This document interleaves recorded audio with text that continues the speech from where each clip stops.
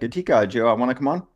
They raise their hand. Hi, Matt. Thanks for sharing your insights. My question is, it seems that supply was not an issue, but once you shifted focus to the creative vertical focus, what were the strategies to grow the supply? Was it still just influencer marketing, or were there other strategies as well? Yeah, it's funny. I think actually focusing on creative made the supply side easier. So it actually got, it wasn't much of a problem before. It got less of a problem because now we are clearly focused on creative. Like that's where we had the most students, that's where we had the most liquidity. An animation teacher was just going to make a lot more money than an accounting teacher.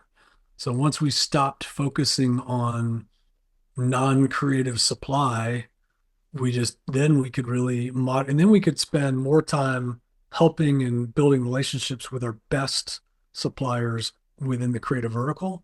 So we kind of shifted our time and energy and resources away from, hey, let's get business and tech supply in the door to let's lock down our best suppliers, our best teachers within creative and make sure that they love us.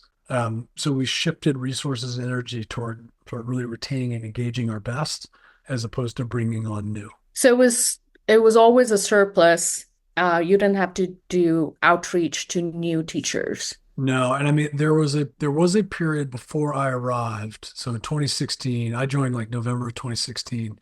I think we went from like 2,000 classes to 12,000 classes over 2016. So we just had this massive explosion on the supply side.